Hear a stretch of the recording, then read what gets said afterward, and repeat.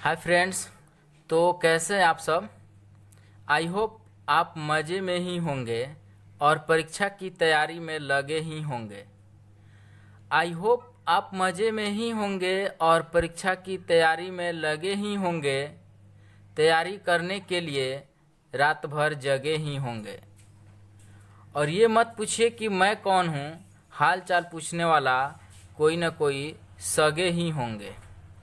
तो फ्रेंड्स, आप सबका फिर से इस प्यारा सा चैनल गुड नॉलेज पर स्वागत है। और आज की वीडियो में हम लोग साइंस के जितने भी इम्पोर्टेंट क्वेश्चन हैं उसको देखेंगे और याद भी करने का प्रयास करेंगे। आप ध्यान से देखिएगा तो यहाँ बहुत कुछ आपको याद भी हो जाएगा। और ये जितना भी बच जाएगा, याद नहीं हो पाएगा, उसको आप नोट कर लीजिए कॉपी में, क्योंकि जितने भी प्रश्न यहाँ बताए गए हैं उसमें से बहुत से ज़्यादा क्वेश्चन आने वाले हैं बोर्ड के एग्ज़ाम में 10th क्लास में। तो चलिए दोस्त, बिना समय को गंवाए हम लोग अपने टॉपिक पर चलते हैं। तो यहाँ साइंस में जो 3 पार्ट है, फिजिक्स, केमिस्ट्री और बायोलॉजी, उसको टाइप बाय टाइप यानी फिजिक्स, केमिस्ट्री और बायोलॉजी तीनों पार्ट से कुछ सवाल लिए गए हैं। सबसे पहले हम लोग फिजिक्स से देखते हैं। टाइप 1 में, टाइप ए में दिया है कुछ राशियाँ दी गई है और उनके मात्रक दिए गए हैं। तो फ्रेंड्स, इस टॉपिक से आपको 1 नंबर का सवाल पूछा जाता है। तो देखिए, यहाँ 1 नंबर में दिया गया है विद्युत धारा और इसका मात्रक में दिया गया एसआई मात्रक एम्पियर। तो ये क्वेश्चन दे सकता है कि विद्युत धारा का एसआई मात्रक क्या है। तो फ्रेंड्स, मात्रक इसका होगा एम्पियर, जिसको ए से सूचित करते हैं। नेक्स्ट है आवर्धन। तो आवर्धन का एसआई मात्रक क्या होगा। तो फ्रेंड्स, आवर्धन का कोई मात्रक होता ही नहीं है, ये मात्रकहीन होता है। उसी तरह से अपवर्तनांक भी मात्रकहीन होता है, यानी इसका भी कोई मात्रक नहीं होता है। तो इससे सवाल ऐसे बनाया जा सकता है कि निम्नलिखित में कौन आवर्धन का एसआई मात्रक है या अपवर्तनांक का एसआई मात्रक है। तो फ्रेंड्स, यहाँ से आपको क्वेश्चन इस तरह से बनाया जाएगा कि कौन आवर्धन का मात्रक है।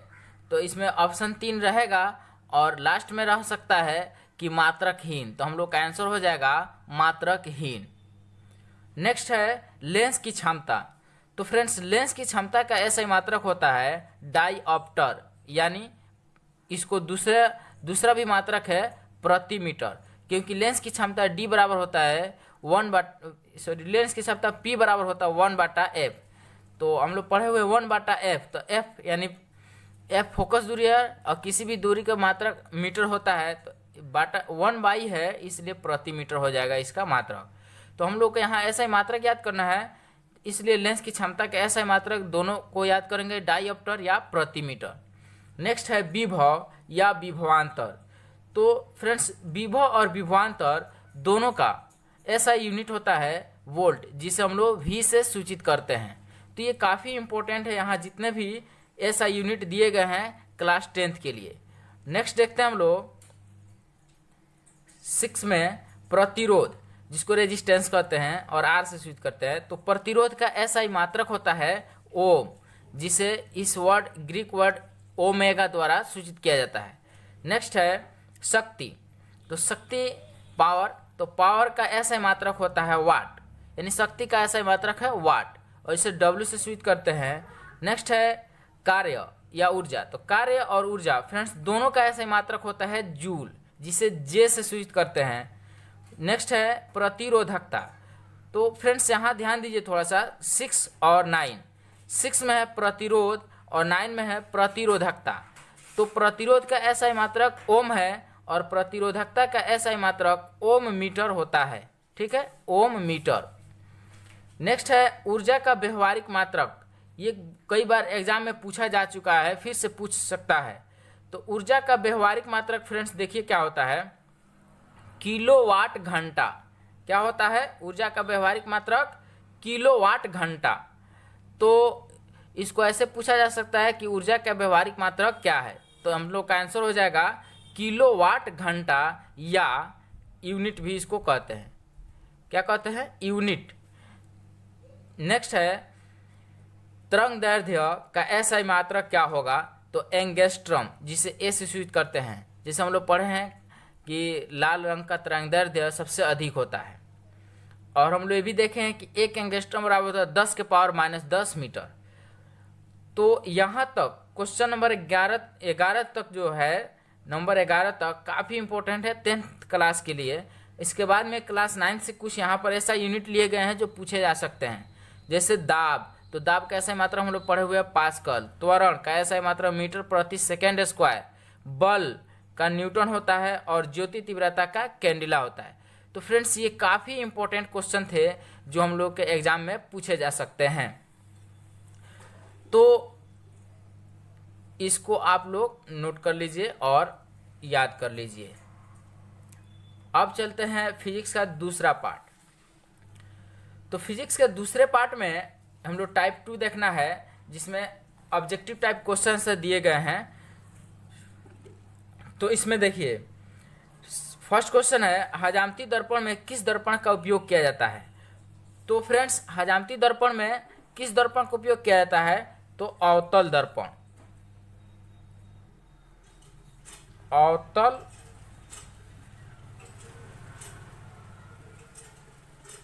अवतल दर्पण का यूज किया जाता है।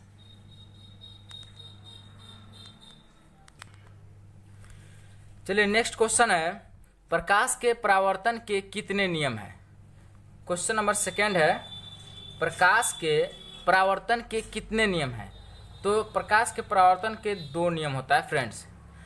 चलिए नेक्स्ट क्वेश्चन है, वक्रता त्रिज्या और फोकस दूरी। वक्रता त्रिज्या जिसे हम लोग आर से सूचित करते हैं, और फोकस दूरी जिसे छोटा एफ से, में क्या संबंध होता है। तो आर बराबर होता है 2f, यानी कि f बराबर होता है r/2। तो ऑप्शन में आपसे कुछ भी पूछा जा सकता है। नेक्स्ट क्वेश्चन, वाहनों के साइड मिरर में किस दर्पण का उपयोग होता है। तो फ्रेंड्स वाहनों के साइड मिरर में उत्तल दर्पण का उपयोग होता है। उत्तल दर्पण।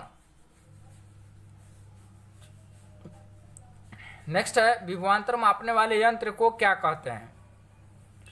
तो विभवांतर मापने वाले यंत्र को हम लोग वोल्टामीटर कहते हैं या वोल्ट मीटर कहते हैं। उसके बाद है, ओम के नियम में किसे अचर रखा जाता है। ये भी काफी इंपॉर्टेंट क्वेश्चन है, बहुत बार एग्जाम में पूछा गया है। तो ओम के नियम में हम लोग ताप को अचर रखते हैं। नेक्स्ट क्वेश्चन है, निम्नलिखित में से कौन सा पद विद्युत परिपथ में विद्युत शक्ति को निरूपित नहीं करता है। तो फ्रेंड्स देखिए I² VI और V²/R, ये तीनों के तीनों विद्युत शक्ति को निरूपित करते हैं, इसलिए हम लोगों का option B is the right answer. Next है, विद्युत ऊर्जा को यांत्रिक ऊर्जा में बदलने वाली युक्ति को क्या कहते हैं। और नेक्स्ट है, देखिए क्वेश्चन नंबर 8 और 9 काफी इंपॉर्टेंट क्वेश्चन है, दोनों एक ही जैसे है। इसमें विद्युत ऊर्जा को यांत्रिक ऊर्जा में बदलने वाली युक्ति को क्या कहते हैं। तो विद्युत ऊर्जा को यांत्रिक में, ठीक है, विद्युत को यांत्रिक में कन्वर्ट करेगा, तो ये हो जाएगा विद्युत मोटर। विद्युत मोटर। और यांत्रिक ऊर्जा को विद्युत ऊर्जा में जब करेगा, तो या से जा रहा है वी में, यानी यांत्रिक ऊर्जा को विद्युत ऊर्जा में, तो ये हो जाएगा विद्युत जनित्र, या जनित्र कहिए केवल, या विद्युत जनित्र, जनरेटर को कहते हैं। और सबसे लास्ट क्वेश्चन है, प्रकाश के परावर्तन के कितने नियम हैं।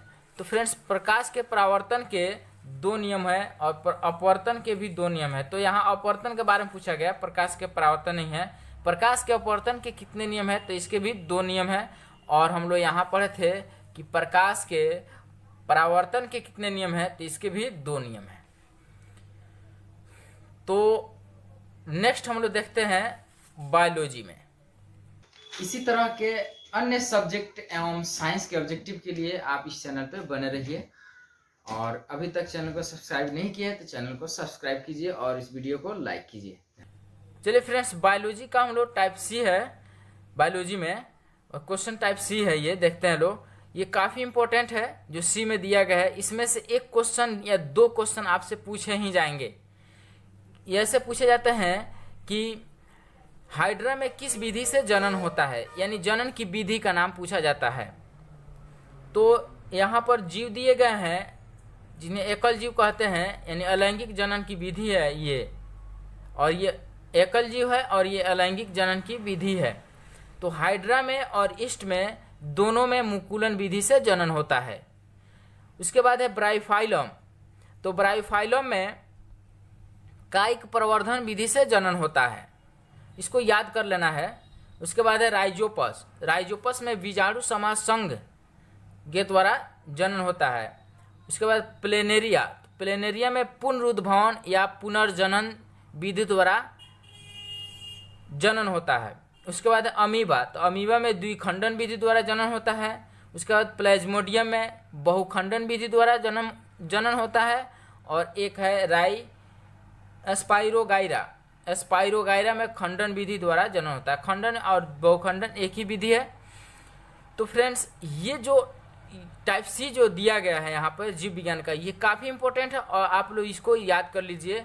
और एग्जाम में नहीं आएगा तो आप हमसे पूछ सकते हैं कि सर आप ऐसे बोले थे, नहीं आया इस टॉपिक से सवाल। इस टॉपिक से 1 नंबर का क्वेश्चन एकदम 100% देता ही है, ठीक है। इसलिए आप इसको याद कर लीजिए। और दूसरी बात, अपने दोस्तों तक इस वीडियो को शेयर कीजिए। इस वीडियो को बनाने में काफ़ी मेहनत लगी हुई है और उनको भी बोलिए दूसरे जगह शेयर करने के लिए। और इतना शेयर कीजिए ताकि सभी को इसका फ़ायदा मिल सके। चलिए नेक्स्ट टाइप हम लोग देखते हैं, टाइप डी। तो टाइप डी में हम लोग को अंतःस्रावी ग्रंथि है और इसे स्रावित हार्मोन है, यानी किस ग्रंथि से कौन सा हार्मोन स्रावित होता है इसमें हम लोग देखेंगे, यानी इस टॉपिक में हम लोग देखेंगे उसको। तो पहला है थायराइड ग्रंथि। इसको आउटू ग्रंथि भी कहते हैं फ्रेंड्स। थायराइड ग्रंथि को आउटू ग्रंथि कहा जाता है और इससे स्रावित होता है थायरॉक्सिन। उसके बाद लैंगरहैंस।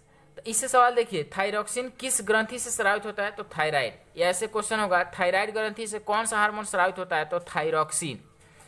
नेक्स्ट है लैंगरहैंस ग्रंथि से, लैंगरहैंस की दीपिका भी कहते हैं, या लैंगरहैंस ग्रंथि से कौन सा हार्मोन स्रावित होता है? तो इंसुलिन। और देखिए थायरॉक्सिन की मात्रा में संतुलन नहीं रहने से देखिए घेंघा रोग हो जाता है। और लैंगरहैंस यानी जो स्रावित होता है इससे इंसुलिन, इसकी मात्रा कम होने से डायबिटीज की बीमारी यानी मधुमेह की बीमारी हो जाती है। उसके बाद है पीयूष ग्रंथि, जिसको हम लोग पिट्यूटरी ग्रंथि भी कहते हैं, और इसका सबसे हीटेड नाम दिया गया है मास्टर ग्रंथि, जो बाद में क्वेश्चन के रूप में पूछा जाता है कि किस ग्रंथि को मास्टर ग्रंथि कहते हैं। तो फ्रेंड्स इसका आंसर होगा पीयूष ग्रंथि या पिट्यूटरी ग्रंथि। तो हम लोग देख रहे हैं पीयूष ग्रंथि या पिट्यूटरी ग्रंथि से जो हार्मोन स्रावित होता है उसका नाम है वृद्धि हार्मोन, और इसी वृद्धि हार्मोन के चलते आदमी के मनुष्य की लंबाई बढ़ती है, या कम स्रावित होने से मनुष्य की लंबाई नहीं बढ़ पाती है। नेक्स्ट है अंडाशय। तो फ्रेंड्स अंडाशय जो है एक मादा ग्रंथि है, जनन ग्रंथि इसको कहते हैं, जिससे मादा जनन हार्मोन स्रावित होता है एस्ट्रोजन, और इसी एस्ट्रोजन के चलते लड़कियों में स्तन में उभार आता है। नेक्स्ट है वृषण, और वृषण जो है ये पुरुष जनन ग्रंथि है, जिससे पुरुष हार्मोन टेस्टोस्टेरॉन स्रावित होता है, जो लड़कों में मूछ दाढ़ी के लिए उत्तरदायी है। उसके बाद है अमाशय, और अमाशय से स्रावित जो हार्मोन है वो HCl है, यानी हाइड्रोक्लोरिक अम्ल। तो ये भी काफ़ी इंपॉर्टेंट है, इससे भी एक सवाल बनता है कि किससे कौन सा हार्मोन स्रावित होता है। तो फ्रेंड्स यहाँ पर जितने भी ये जो दिए गए हैं आप इसको और इसको कॉपी में नोट कर लीजिए और उसके बाद में याद कीजिए। अब चलते हैं नेक्स्ट हम लोग टॉपिक बायोलॉजी के टाइप डी पर। तो देखिए टाइप डी में बायोलॉजी में इसमें भी ऑब्जेक्टिव टाइप क्वेश्चन आंसर होंगे। 1 नंबर क्वेश्चन है, किस ग्रंथि को मास्टर ग्रंथि कहते हैं? पीछे बोले ही हैं कि काफ़ी इंपॉर्टेंट क्वेश्चन है, किस ग्रंथि को मास्टर ग्रंथि कहते हैं? तो फ्रेंड्स इसका आंसर होगा पीयूष ग्रंथि। पीयूष ग्रंथि या पिट्यूटरी ग्रंथि। नेक्स्ट है मधुमेह के रोगियों को किसका इंजेक्शन दिया जाता है? तो इंसुलिन की कमी के कारण मधुमेह की बीमारी होती है, यानी शुगर की बीमारी होती है, जिसको डायबिटीज भी कहते हैं। तो इसकी क्षतिपूर्ति के लिए हम लोग इंसुलिन का इंजेक्शन देते हैं, इंसुलिन का इंजेक्शन दिया जाता है। नेक्स्ट है, फल पकाने वाला हार्मोन कौन है? तो फल पकाने वाला हार्मोन, ये भी काफी इंपॉर्टेंट क्वेश्चन है, एथिलीन। कौन है?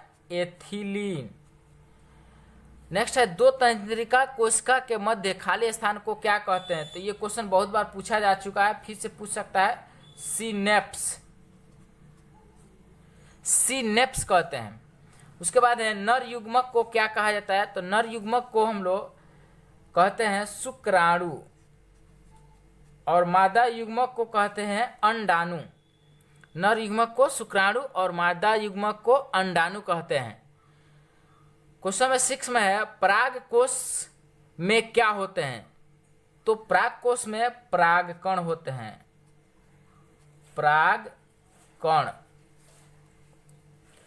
उसके बाद है, आनुवंशिकता का जनक किसे कहा जाता है? काफी इंपॉर्टेंट क्वेश्चन है। आनुवंशिकता का जनक कहा जाता है जॉन ग्रेगर मेंडल को, यानी आप लोग मेंडल याद रखिए, मेंडल शब्द देगा ही देगा, मेंडल। मेंडल को आनुवंशिकता का जनक कहा जाता है। नेक्स्ट क्वेश्चन है, मेंडल ने अपने प्रयोग के लिए किस पौधे का चुनाव किया था? तो फ्रेंड्स, वे अपने प्रयोग में मटर के पौधे का चुनाव किए थे। नेक्स्ट क्वेश्चन है, मानव में कितने जोड़े क्रोमोसोम यानी गुणसूत्र पाए जाते हैं? काफी इंपॉर्टेंट क्वेश्चन है, जो कई बार बोर्ड के एग्जाम में पूछा जा चुका है, ये रिपीट करते रहता है। तो मानव में 23 जोड़े क्रोमोसोम पाए जाते हैं, 23 जोड़े। संख्या में जब कहेगा तो 23 दूने 46, यानी 46 क्रोमोसोम पाए जाते हैं। और नेक्स्ट है, वृक्क की संरचनात्मक इकाई को क्या कहते हैं? तो इसको हम लोग कहते हैं नेफ्रॉन। वृक्क के संरचनात्मक यानी सबसे छोटी इकाई को नेफ्रॉन, या हिंदी में इसको कहते हैं वृक्काणु। तो नेफ्रॉन या वृक्काणु। तो ये हुआ बायोलॉजी का objective type question answer. Next हम लोग देखते हैं केमिस्ट्री। तो देखिए, केमिस्ट्री में 1 नंबर का यहाँ से क्वेश्चन जरूर ही पूछता है, 1 या 2 नंबर, और कभी कभी देखिए इसको 5 नंबर में पूछ देता है मिलान करने के लिए कि सही मिलान कीजिए, विरंजक चूर्ण का ये अणुसूत्र क्या होगा, धावन सोडा का अणुसूत्र क्या होगा, बेकिंग सोडा का अणुसूत्र क्या होगा। तो जो पूछता है वह यहाँ पर दे दिया गया है, 10 आप लोग को यौगिक दिए गए हैं, जिनके फॉर्मूला यहाँ पर साइड में लिखा जा रहा है, और इसको आप लोग याद कीजिए कि किसका अणुसूत्र क्या होता है। इसको हम लोग रासायनिक सूत्र भी कहते हैं। तो इससे 5 नंबर का एग्जाम में भी पूछा जा सकता है, और 1 से 2 नंबर का एग्जाम में तो 100% पूछा ही जाता है। हर एग्जाम में 1 नंबर या 2 नंबर का क्वेश्चन पूछा जाता है कि कोई भी इसमें दे सकता है। जैसे जिप्सम दे दिया, जिप्सम का पूछ सकता है अणुसूत्र क्या है। तो देखिए यहाँ से ध्यान से, विरंजक चूर्ण का अणुसूत्र होता है कैल्शियम ऑक्सीक्लोराइड, उसका रासायनिक नाम है CaOCl2। तो विरंजक चूर्ण का रासायनिक नाम हुआ, सॉरी अणुसूत्र हुआ CaOCl2। इसको देखिए याद कीजिए, काउकल2 यानी CaOCl2, काउकल2। उसके बाद है धावन सोडा। तो धावन सोडा का रासायनिक सूत्र होता है, जिसको अणुसूत्र कहते हैं Na2CO3 10H2O। ठीक है, ये धावन सोडा का है। धोने का सोडा जिसको कहते हैं Na2CO3 × 10H2O, यानी इसमें 10 क्रिस्टल जल होते हैं इसमें। उसके बाद है बेकिंग सोडा। तो बेकिंग सोडा का होता है NaHCO3, जिसको हम लोग खाने वाला सोडा कहते हैं, NaHCO3 यानी सोडियम हाइड्रोजन कार्बोनेट। ये तीनों काफी इंपॉर्टेंट है।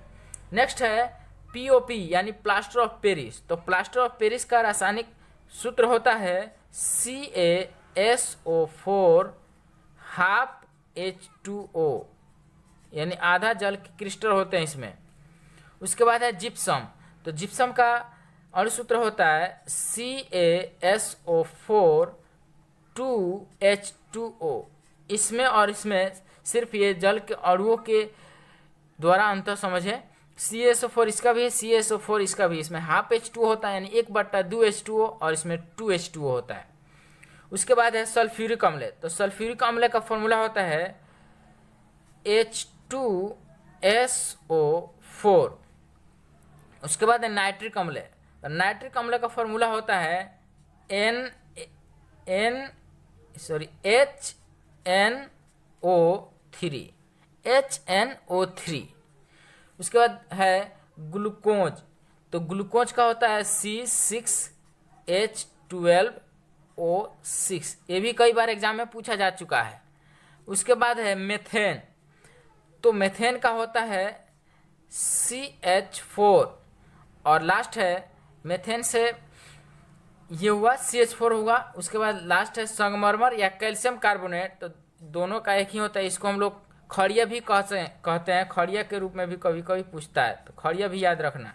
चौक, तो CaCO3 इसका फॉर्मूला होता है, CaCO3। तो अभी हम लोग देखें टाइप F में केमिस्ट्री के कि किसका रासायनिक फॉर्मूला क्या होता है। नेक्स्ट देखते हैं टाइप G में। ये भी काफ़ी इंपॉर्टेंट है और इससे दिया गया है प्रक्रियात्मक समूह और उनकी रचना कैसी होती है। जैसे नंबर 1 में है एल्कोहल। तो एल्कोहल का होता है बॉन्ड OH, ये दे सकता है। उसके बाद कीटोन। तो कीटोन का होता है bond C double bond O bond. इसको देखिए फिर से, बॉन्ड C बॉन्ड, ऐसे डबल बॉन्ड O, ये है कीटोन का। और यहाँ H जोड़ देंगे। जैसे यहाँ देखिए H जोड़ा गया है, बाकी सब वही है, तो ये एल्डिहाइड का हो जाएगा। और यहाँ OH जोड़ देंगे, यहीं पे OH जोड़ देंगे, तो ये हो जाएगा कार्बोक्सिलिक एसिड का, यानी कार्बोक्सिलिक एसिड। और इसका रचना बनाते समय हम लोग नाम आता है एल्कोहल का ऑल आता है, जो पिछले वीडियो में बताया जा चुका है। ये सब को पिछले वीडियो में बता चुके हैं, लेकिन चूंकि यहाँ एग्जाम में पूछता है ऑब्जेक्टिव के रूप में, इसलिए ऑब्जेक्टिव टाइप में बता रहे हैं। तो चलिए इसके बाद में हम लोग केमिस्ट्री का लास्ट टाइप में देखते हैं H में।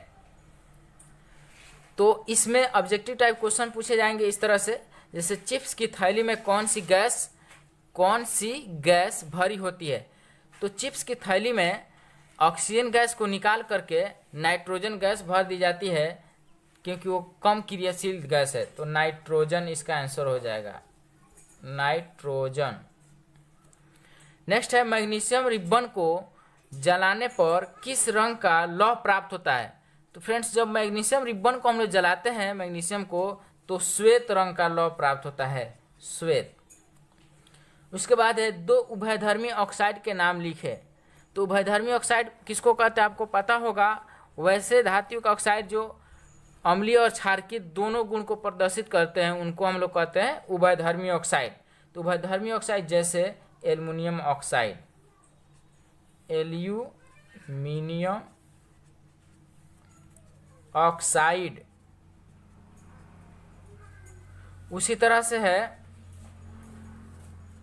एक है जिंक ऑक्साइड, जिंक ऑक्साइड। तो फ्रेंड्स, ये दोनों ऑक्साइड धातु के हैं, बट ये अम्लीय और क्षारकीय दोनों गुण दर्शाते हैं। जबकि हम लोग जानते हैं कि धातुओं के जो ऑक्साइड होते हैं वे क्षारकीय होते हैं। नेक्स्ट क्वेश्चन है एक्वारेजिया में HCl और HNO3 का अनुपात क्या होता है। एक्वारेजिया में HCl और HNO3 का अनुपात, HCl यानी हाइड्रोक्लोरिक अम्ल और HNO3 यानी नाइट्रिक अम्ल। तो हम लोग जानते हैं एक्वारेजिया सांद्र हाइड्रोक्लोरिक अम्ल और सांद्र नाइट्रिक अम्ल का मिक्सचर होता है, जिसमें इन दोनों का अनुपात होता है 1:3। लेकिन जब इसी क्वेश्चन को ऐसे पलट देगा, देखिए ध्यान से, एक्वारेजिया में HNO3 और HCl का अनुपात क्या होता है, जब उल्टा पलटी कर देगा तो हम लोग का आंसर हो जाएगा 3:1। नेक्स्ट है नींबू में कौन सा अम्ल पाया जाता है। तो नींबू में पाया जाता है साइट्रिक अम्ल। कौन सा अम्ल? साइट्रिक अम्ल। इसको याद रखिए, नींबू में साइट्रिक अम्ल पाया जाता है और संतरा में भी साइट्रिक अम्ल पाया जाता है। उसके बाद है अपच का उपचार करने के लिए निम्न में किस औषधि का उपयोग होता है? तो एंटासिड, ये आपके बुक का है एनसीईआरटी,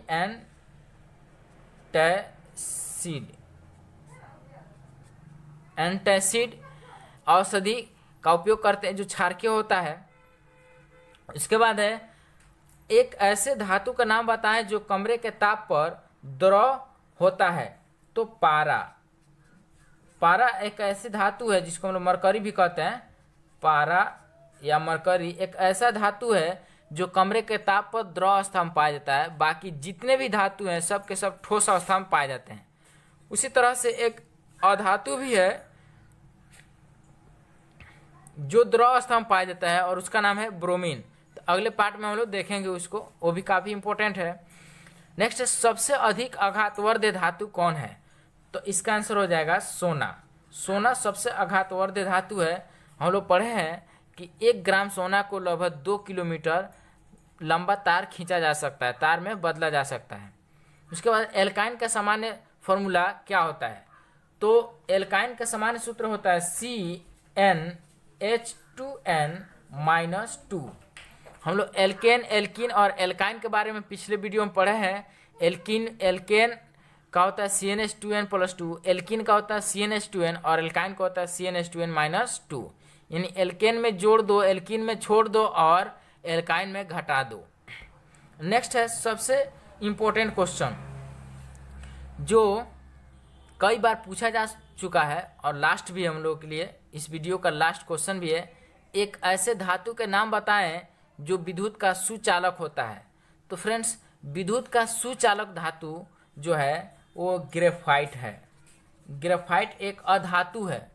एक ऐसे अधातु का नाम बताएं जो विद्युत का सुचालक होता है। तो ग्रेफाइट एक ऐसा अधातु है जो विद्युत का सुचालक होता है। बाकी जितने भी अधातु है सब के सब विद्युत के कुचालक होते हैं। तो चलिए देखिए, अभी तक हम लोग फिजिक्स, केमिस्ट्री और बायो तीनों से ऑब्जेक्टिव टाइप के क्वेश्चन हम लोग तैयारी कर लिए हैं और आप लोग के लिए एक क्वेश्चन मैं दे रहा हूं। इसको आप कमेंट बॉक्स में जरूर बताइए कि इसका आंसर क्या होगा। क्वेश्चन है, क्वेश्चन देखिए यहां पर लिखा जा रहा है,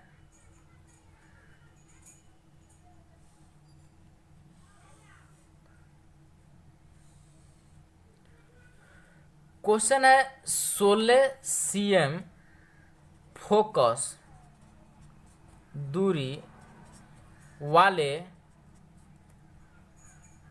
गोलीय दर्पण की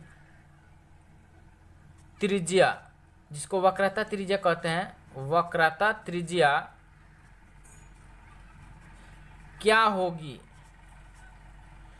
क्वेश्चन है 16 सेंटीमीटर फोकस दूरी वाले गोलीय दर्पण की वक्रता त्रिज्या होगी, यानी क्या होगा इसका वक्रता त्रिज्या, इसको आप कमेंट बॉक्स में ज़रूर लिखिए।